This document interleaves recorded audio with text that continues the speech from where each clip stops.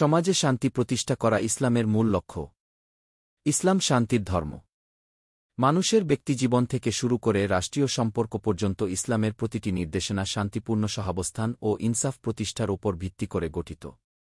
একজন মুসলিম শুধু তার আত্মীয় স্বজন বা বন্ধুদের প্রতিই নয়, তার প্রতিবেশীর প্রতিও দায়বদ্ধ। এই প্রতিবেশী হতে পারে একজন ব্যক্তি, পরিবার, সমাজ কিংবা একটি রাষ্ট্র। যখন প্রতিবেশীদের মধ্যে মতানৈক্য, সংঘাত বা যুদ্ধ শুরু হয়, তখন ইসলাম এর ন্যায়সঙ্গত সমাধানে স্পষ্ট নীতিমালা প্রদান করে। যুদ্ধ নয় শান্তি, সংঘাত নয় সন্ধি, এটা ইসলামের গুরুত্বপূর্ণ নীতি। বাংলাদেশের দুই প্রতিবেশী রাষ্ট্র বহুকাল ধরে জড়িয়ে আছে সংঘাত ও প্রতিযোগিতায়। এক্ষেত্রে বাংলাদেশের সাধারণ মুসলিমদের মধ্যে দেখা দিয়েছে দ্বিধা, আবেগ ও মতানৈক্য। কারণ একদিকে পাকিস্তান একটি মুসলিম দেশ, যা আমাদের ইতিহাস ও ধর্মীয় অনুভূতির অংশ। অন্যদিকে ভারত ভৌগোলিক, সাংস্কৃতিক ও অর্থনৈতিকভাবে আমাদের দীর্ঘস্থায়ী প্রতিবেশী, সেখানেও বিপুল সংখ্যক মুসলিম আছে। এই জটিল বাস্তবতায় একজন সচেতন বাংলাদেশী মুসলিমের করণীয় নিচে আলোচনা করা হল। ইসলামের মূলনীতি হচ্ছে শান্তি, ন্যায় ও সহনশীলতা। ইসলাম যুদ্ধপ্রিয় নয়, বরং ইসলামের মূল লক্ষ্য শান্তিপূর্ণ সহাবস্থান ও ইনসাফ ভিত্তিক সমাজ প্রতিষ্ঠা। কোরআনে বলা হয়েছে, আর যদি তারা শান্তির দিকে ঝোঁকে, তবে তুমিও তার দিকে ঝুঁকে পড়ো এবং আল্লাহর ওপর ভরসা রাখো। সূরা আল-আনফাল, আয়াত ৬-১।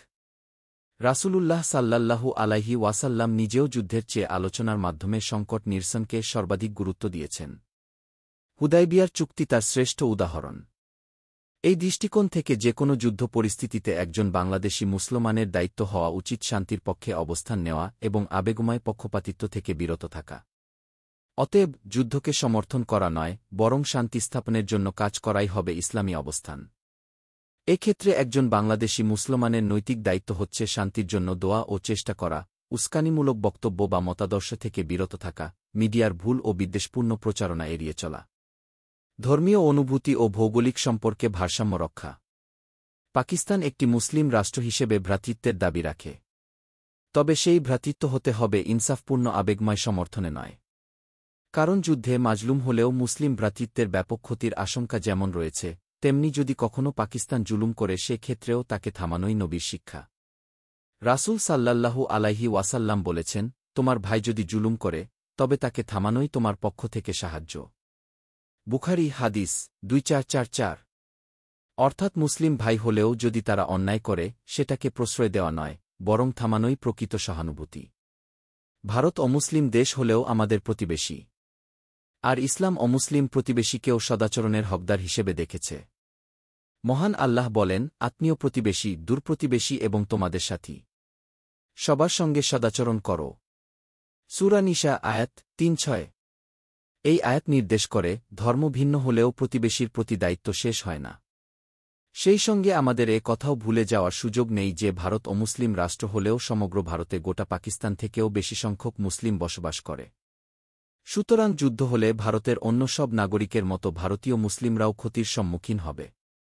আর এই ভারতীয় মুসলিমদের প্রতিও আমাদের ভ্রাতৃত্বের দায় ভুলে যাওয়ার সুযোগ নেই।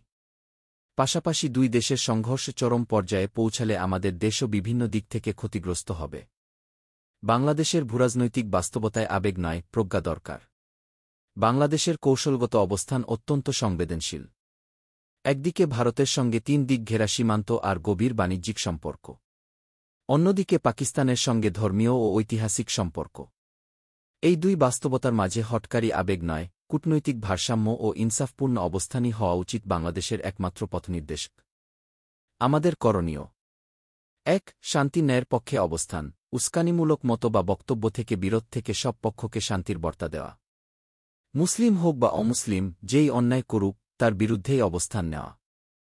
৩. মানবিক সহানুভূতি, যুদ্ধে ক্ষতিগ্রস্ত নিরপরাধ মানুষের প্রতি সহানুভূতি ও সাহায্যের হাত বাড়ানো।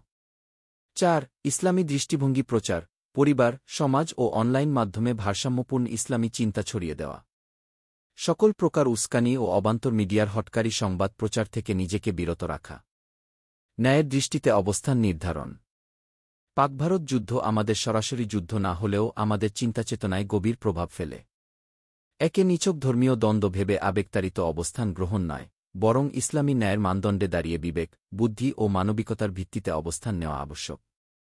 মনে রাখতে হবে, ইসলাম বলে, তোমরা ইনসাফ করবে, এটাই তাকওয়ার সবচেয়ে কাছাকাছি। সূরা আল মাইদা আয়াত ৮। একজন বাংলাদেশী মুসলিম হিসেবে আমাদের দায়িত্ব পক্ষপাত নয়, ইনসাফ।